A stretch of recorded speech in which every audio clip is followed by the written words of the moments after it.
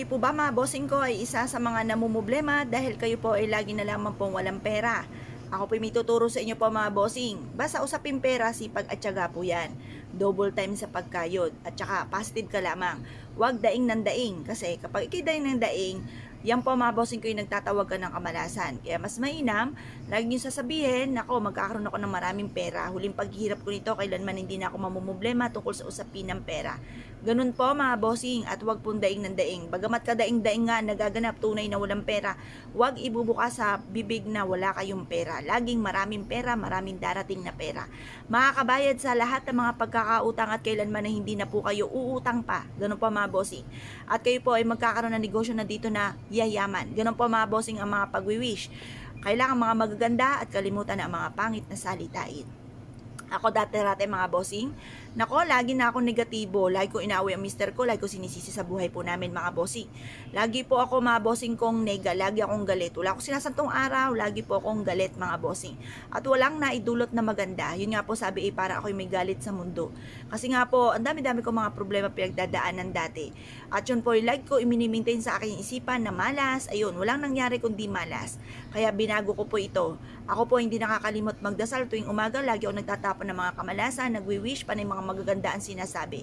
Bagamat paminsan ay nagagalit pero hindi mini-maintain sa puso't isipan ang galit. Isang bigla ang galit tapos na maya-maya makalipas lang ng ilang minuto, magkakape lang ako, titimplahan ako ng pamilya ko ng kape, okay na po ako mga bossing. Yung mga ganon kasi dati mini-maintain ko sa isipan ko, naku wala akong pakalam kahit magalit ka sa akin, yung mga ganyan mga bossing.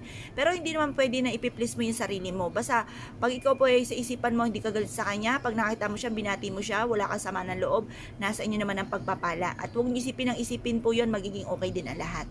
Ngayon pa mga bossing, kasi kaya ako sinasabi muna, kasi minsan hindi natalab yung mga kahilingan kapag po ang sitwasyon ay daing ka ng daing, hindi mo binabago sa inyong pag-uugali yung mga ganon. Kaya kailangan baguhin po natin.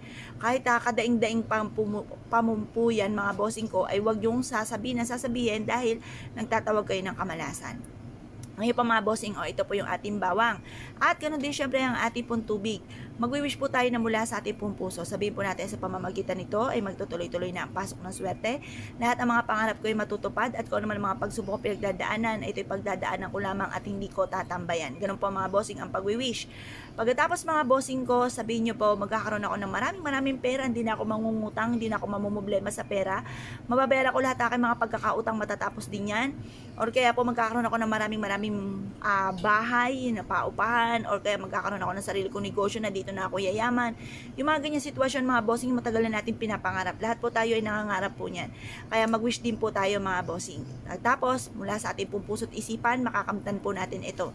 Pagtapos, ihulog nyo po siyang ganyan mga bossing, at hayaan nyo lamang po siya dyan. Basta i-maintain na malinis ang ating pong tubig at ating bawang kailangan laging sariwa. Kapag po ito ay natuyo na, itapon nyo po yan. Kapag yung ating tubig naman ay parang madumi na, ang daming mga latak, itapon nyo rin po yan mga bossing at yan po ay makakatulong upang sa ganoon magtuloy-tuloy ang swerte po natin. Mga pagsubok na yan, pagdadaan na lang po natin yan at hindi natin yan tatambayan mga bossing. Ngayon pa mga bossing, kung kayo pinaniwala at nais po itong gawin, huwag na po kayo magpatumpik-tumpik pa.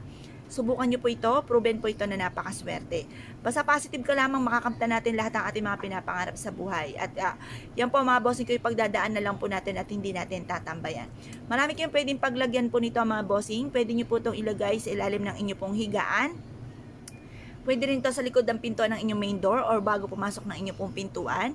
Or sa katapat mismo ng inyong pong main door para may papasok pa lang na negatibo, taboy na po kaagad niya dahil ito po isa sa mga subok na namaswerte.